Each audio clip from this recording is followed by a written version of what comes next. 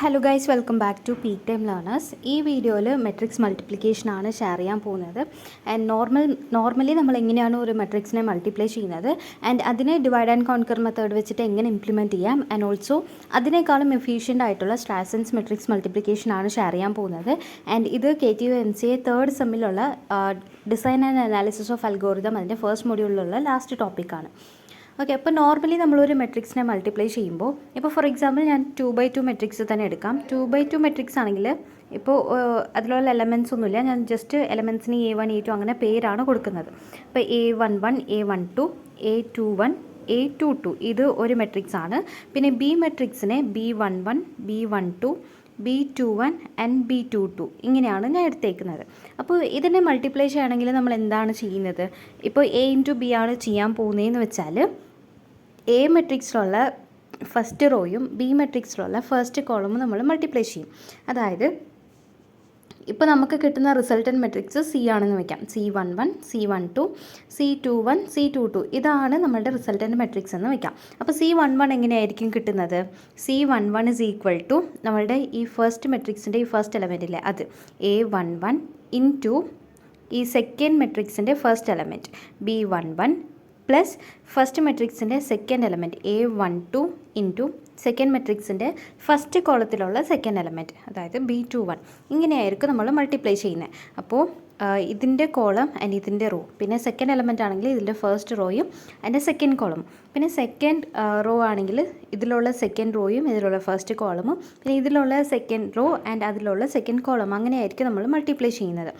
അപ്പോൾ normally 2/2 matrix എടുക്കുകയാണെങ്കിൽ C11 equal to A11 into B11 plus A12 into B21, C12 equal to A11 into B12 plus A12 into B22, C21 is equal to A21 into B11 plus A22 into B21, then C22 equal to A21 into B12 plus A22 into B22.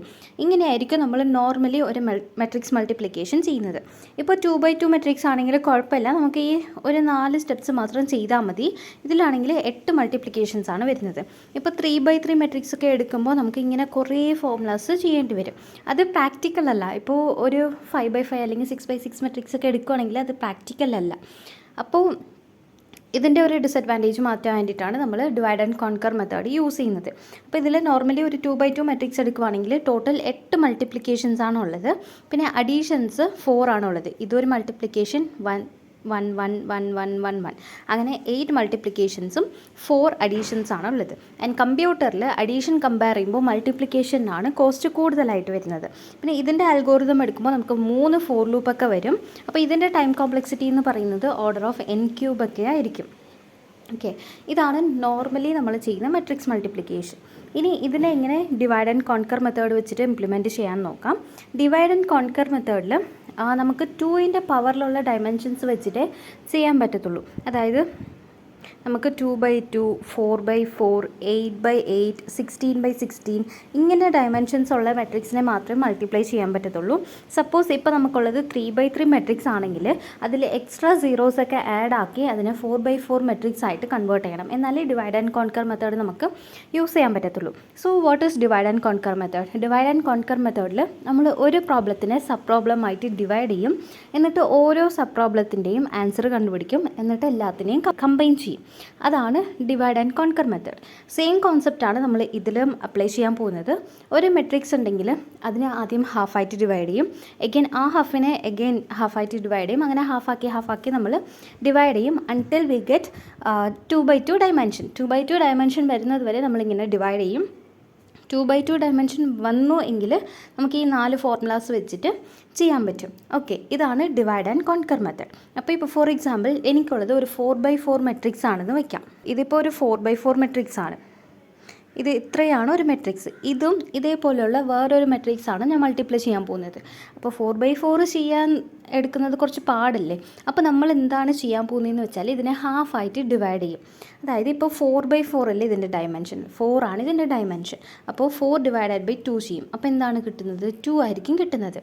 അപ്പോൾ 4 2/2 matrix ആയിട്ട് ഇതിനെ divide ചെയ്യും.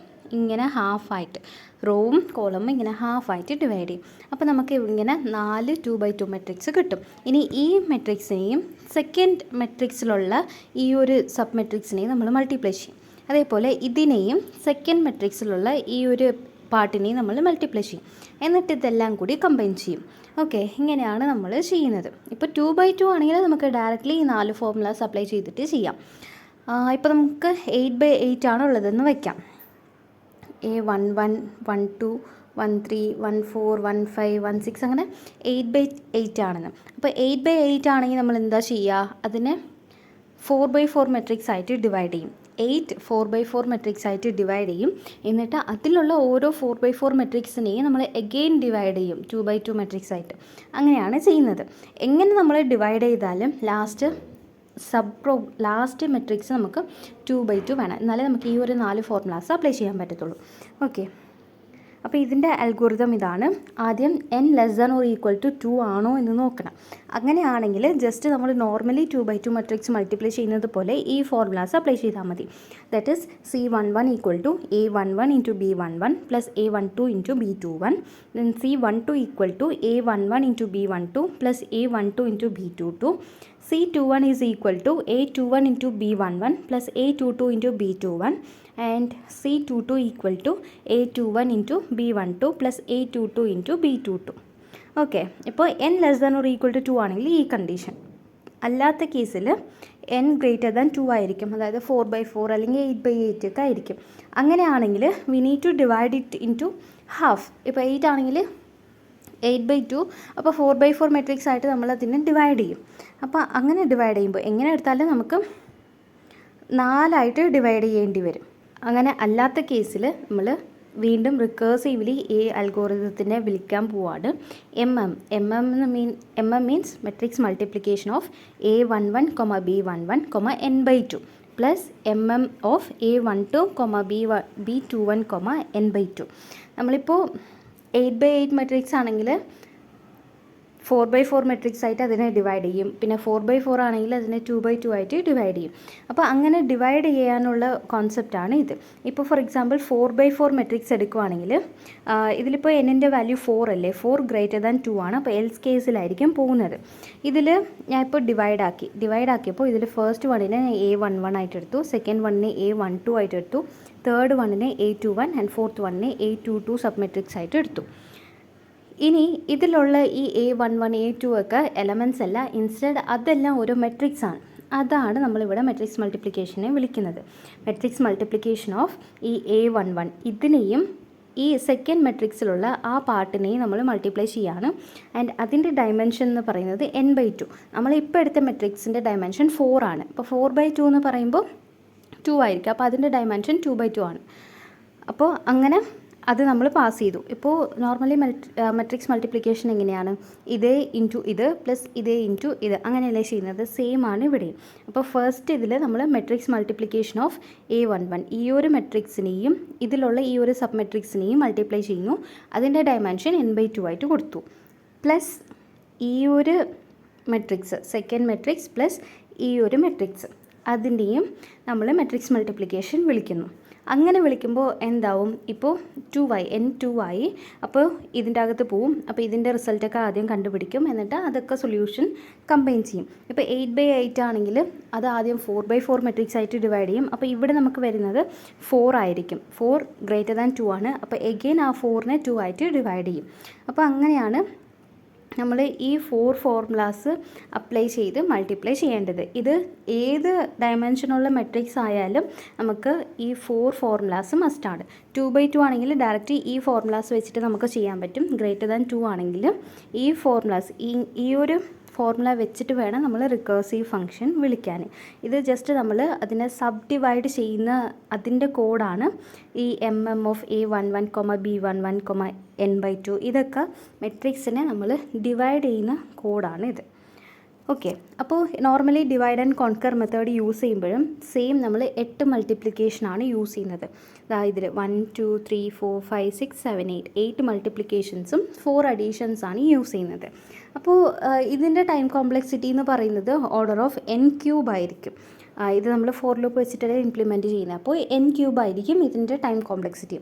അപ്പോൾ ഇതിനെ കുറച്ചുകൂടെ നമ്മൾ reduce ചെയ്യാൻ വേണ്ടിയിട്ട് ദെൻ കൊണ്ടുവന്ന ഒരു മെത്തേഡാണ് സ്ട്രാസൻസ് മെട്രിക്സ് മൾട്ടിപ്ലിക്കേഷൻ. ഇതിലാണെങ്കിൽ ഈ 8 മൾട്ടിപ്ലിക്കേഷൻ എന്നുള്ളത് നമ്മൾ അതിനെ ഡിക്രീസ് ചെയ്ത് 7 മൾട്ടിപ്ലിക്കേഷൻ ആക്കിയിട്ടുണ്ട്. അപ്പോൾ time complexity n³ order of n⁻² point something ആ ഒരു റേഞ്ചിലോട്ട് ഡിക്രീസ് ചെയ്തു. അപ്പോൾ അതെന്താണെന്ന് നോക്കാം. അതിന് മുന്നേ ഇതിൻ്റെ റിക്കേഴ്സീവ് ഫംഗ്ഷൻ എന്താണെന്ന് നോക്കാം. n< or = 2 ആണെങ്കിൽ 1 ആയിരിക്കും. അല്ലാത്ത കേസിൽ ഇതിൻ്റെ റിക്കേഴ്സീവ് ഫംഗ്ഷനാണ് 8t(n/2) + n². ഇതാണ് ഇതിൻ്റെ റിക്കേഴ്സീവ് ഫംഗ്ഷൻ. ഓക്കെ, ഇനി സ്ട്രാസൻസ് മെട്രിക്സ് മൾട്ടിപ്ലിക്കേഷൻ നോക്കാം. ഇതിലാണെങ്കിൽ നമ്മൾ ജസ്റ്റ് കുറച്ച് ഫോർമുലാസ് യൂസ് ചെയ്യും. ആ ഫോർമുലാസ് വെച്ചിട്ടായിരിക്കും നമ്മൾ ബാക്കിയെല്ലാം ചെയ്യുന്നത്. അപ്പോൾ ഇതിൽ A11, A12, A21, A22 ഇതാണ് A മെട്രിക്സ്. പിന്നെ B മെട്രിക്സ് എന്ന് പറയുന്നത് B11, B12, B21, B22. Then equal to നമ്മളുടെ റിസൾട്ടൻറ്റ് മെട്രിക്സ് ആണ് C11, C12, C21, C22. നമ്മൾ എങ്ങനെ recursion divide and conquer method ചെയ്താലും തന്നെ നമ്മൾ ഡിവൈഡ് ആൻഡ് കോൺകർ മെത്തേഡിൽ നമ്മൾ എല്ലാത്തിനെയും ഡിവൈഡ് ചെയ്ത് സബ് മെട്രിക്സ് ആക്കുന്ന കോഡൊക്കെ സെയിം ആണ്. ബട്ട് ഇതിൽ നമ്മൾ കാൽക്കുലേറ്റ് ചെയ്തില്ലേ, മെട്രിക്സ് മൾട്ടിപ്ലിക്കേഷൻ ചെയ്യുന്ന ഈ ഒരു ഫോർമുലാസ് മാറും.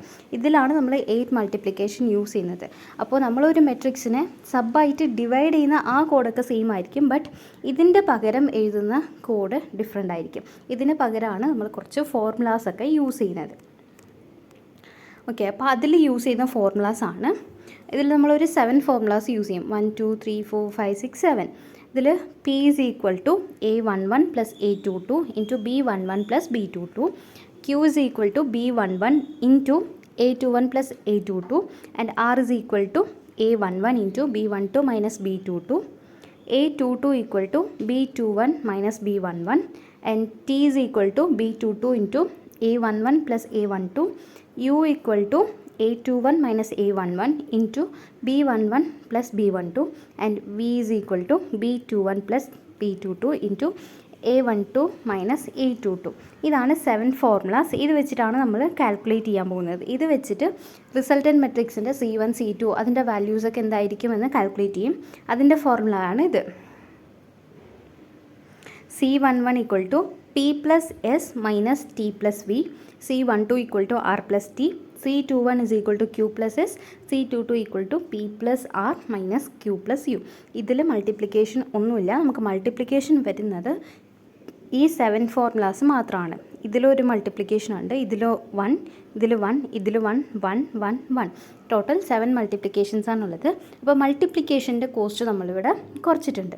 അപ്പോൾ ഈ ഫോർമുലാസ് എല്ലാം നമുക്ക് ബൈ ഹാർട്ട് ചെയ്തേ പറ്റൂ. അപ്പോൾ ഇതിന് ഒരു ചെറിയ ട്രിക്കുണ്ട്, അത് നോക്കാം. നമ്മളിപ്പോൾ resultant മെട്രിക്സിൽ C11, C12, C21, C22 ഇങ്ങനെയല്ല ഉള്ളത്. അപ്പോൾ ആദ്യം P എടുക്കാം. പിയുടെ ഫോർമുല ആണെങ്കിൽ ഡയഗണൽ എലമെൻസിനെ ആഡ് ചെയ്ത് അതിനെ മൾട്ടിപ്ലൈ ചെയ്യാം. അപ്പോൾ ഡയഗണൽ എലമെൻറ്റ്സ് എന്ന് പറയുന്നത് ഇതൊരു ഡയഗണൽ എലമെൻ്റ് ആണ്. A11 പ്ലസ് A22 ഇതൊരു ഡയഗണൽ എലമെൻ്റ് ആണ്. ഇൻറ്റു ഇതേ മെട്രിക്സ് ബിയിലും കാണും. അപ്പോൾ B11 പ്ലസ് B22 ഇങ്ങനെ അതിലുള്ള ആ ഡയഗണൽ മെട്രിക്സിനെ ആഡ് ചെയ്ത് മൾട്ടിപ്ലൈ ചെയ്താൽ മതി. നമുക്ക് പിയുടെ ഫോർമുല കിട്ടും. QRST അതൊക്കെ ചെയ്യാൻ വേണ്ടിയിട്ട് നമ്മൾ ഇങ്ങനെ എഴുതാം. B11 A11 പിന്നെ A22 B22 ഇങ്ങനെ എഴുതാം. ഇങ്ങനെ എഴുതിയിട്ട് P കഴിഞ്ഞിട്ടുള്ള ലെറ്റേഴ്സൊക്കെ കൊടുക്കാം.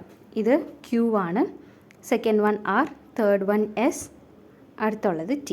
It means Q starts with B11. Q formula start ചെയ്യുന്നത് B11 വെച്ചിട്ടായിരിക്കും.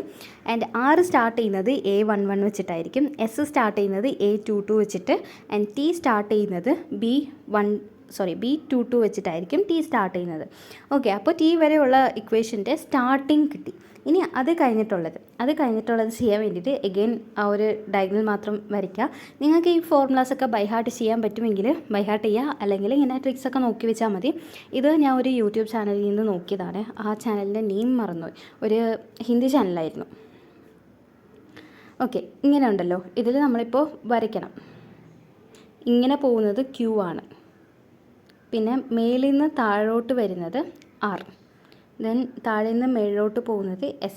പിന്നെ ലെഫ്റ്റ് ടു റൈറ്റ് വരുന്നത് T.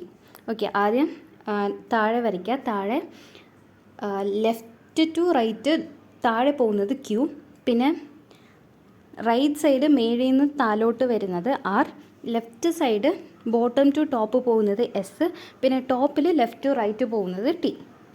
ഓക്കെ, ഇത് വയ്ക്കാം. ഇനി മേലും താഴെയാണെങ്കിൽ, ടോപ്പ് ആൻഡ് ബോട്ടം ആണെങ്കിൽ അതിൽ അഡീഷൻ ആയിരിക്കും വരുന്നത്, ലെഫ്റ്റും റൈറ്റും സബ്ട്രാക്ഷൻ ആയിരിക്കും വരുന്നത്. എത്ര ഓർമ്മയുണ്ടല്ലോ? ഇത് ഞാൻ ഇതിൽ വരച്ചിട്ടുണ്ട്. അപ്പോൾ ഏറ്റവും ഡൗണിൽ ലെഫ്റ്റ് ടു റൈറ്റ് പോകുന്നത് ക്യൂ, ടോപ്പിൽ ലെഫ്റ്റ് ടു റൈറ്റ് പോകുന്നത് ടി, പിന്നെ റൈറ്റ് സൈഡിൽ ടോപ്പ് ടു ബോട്ടം വരുന്നത് ആർ, ലെഫ്റ്റ് സൈഡിൽ ബോട്ടം ടു ടോപ്പ് പോകുന്നത് എസ്. ഇത് ടോപ്പ് ആൻഡ് ബോട്ടം പ്ലസ് ചെയ്യും, ലെഫ്റ്റ് ആൻഡ് റൈറ്റ് നമ്മൾ മൈനസ് ചെയ്യും. അത്രേ ഉള്ളൂ. ഇനി ഒരു എക്സ്പ്രഷൻ എ വെച്ചിട്ടാണ് സ്റ്റാർട്ട് ചെയ്യുന്നതെങ്കിൽ അതിൻ്റെ അകത്തുള്ളതെല്ലാം ബി ടേംസിലായിരിക്കും. ഒരു എക്സ്പ്രഷൻ ഇപ്പോൾ ബി വെച്ചിട്ടാണ് സ്റ്റാർട്ട് ചെയ്യുന്നതെങ്കിൽ അതിൻ്റെ അകത്തുള്ളതൊക്കെ എ വെച്ചിട്ടായിരിക്കും. ഓക്കെ, അപ്പോൾ ഇത് നോക്കാം. ക്യൂ നമ്മൾ പറഞ്ഞു ബി വെച്ചിട്ടാണ് സ്റ്റാർട്ട് ചെയ്യുന്നത്, B11 വെച്ചിട്ടാണ് സ്റ്റാർട്ട് ചെയ്യുന്നത്. അപ്പോൾ അതിൻ്റെ അകത്തുള്ളതെല്ലാം എയുടെ ടേംസിലായിരിക്കും. അപ്പോൾ ക്യൂ ആണ് B11 വെച്ചിട്ട് സ്റ്റാർട്ട് ചെയ്യുന്നത്. ക്യൂ നമ്മൾ താഴെയല്ലേ വരച്ചത്, ബോട്ടമിൽ ഫ്രം ലെഫ്റ്റ് ടു റൈറ്റ് ആണ് ക്യൂ വരച്ചത്. അതിൻ്റെ നേരെ ഉള്ള വേരിയബിൾസ് ആണ് 21ഉം 22ഉം. അപ്പോൾ ക്യൂ B11 വെച്ചിട്ടാണ് സ്റ്റാർട്ട് ചെയ്യുന്നത്. ഇൻറ്റു ബി വെച്ച് സ്റ്റാർട്ട് ചെയ്താൽ ബ്രാക്കറ്റിൻ്റെ അകത്തുള്ളതൊക്കെ എ ആയിരിക്കണം. അപ്പോൾ A21, പിന്നെ ഇതിൻ്റെ സിമ്പിൾ പ്ലസ് അല്ലേ, അപ്പോൾ പ്ലസ് A22. ഇതാണ് ക്യൂവിൻ്റെ ഇക്വേഷൻ. അതേപോലെ ആർ സ്റ്റാർട്ട് ചെയ്യുന്നത് A11 വെച്ചിട്ടാണ്. A11 വെച്ചിട്ടാണ് സ്റ്റാർട്ട് ചെയ്യുന്നതെങ്കിൽ അകത്തുള്ളത് ബിയുടെ ടേംസിലായിരിക്കും. അപ്പോൾ A11 ഇൻറ്റു ഇത് ടോപ്പ് ടു ബോട്ടമാണ് വന്നേക്കുന്നത്. അപ്പോൾ ബി ഇതുമാണ് എടുക്കേണ്ടത്. B12, ഇതിൻ്റെ സിമ്പിൾ മൈനസ് ആണ്, അപ്പോൾ മൈനസ് B22. ഇപ്പോൾ ആറുടെ ഫോർമുല കിട്ടി. അതേപോലെ ടിയുടെ ചെയ്യാം. ടി സ്റ്റാർട്ട് ചെയ്യുന്നത് നമ്മൾ ബി വെച്ചിട്ടാണ്, B22 വെച്ചിട്ടാണ് ടി സ്റ്റാർട്ട് ചെയ്യുന്നത്. അപ്പോൾ B22 ഇൻറ്റു ഇത് പോകുന്ന ഡയറക്ഷൻ ഇങ്ങോട്ടാണ്, അപ്പോൾ അതിലുള്ളത് ഈ 11ഉം 12ഉം ആണ്. പിന്നെ ബി വെച്ച് സ്റ്റാർട്ട് ചെയ്യുകയാണെങ്കിൽ അകത്ത് എ ടേംസ് ആയിരിക്കണം. അപ്പോൾ A11, പിന്നെ ഇതിൻ്റെ സിമ്പിൾ പ്ലസ് ആണ്, അപ്പോൾ പ്ലസ് A12. ഇതാണ് ടിയുടെ ഇക്വേഷൻ. ഇനിയുള്ളത് എസ് A22 വെച്ചിട്ടാണ് സ്റ്റാർട്ട് ചെയ്യുന്നത്. ഇപ്പോൾ A22 ഇൻറ്റു ഇത് ബോട്ടം ടു ടോപ്പാണ് പോയേക്കുന്നത്.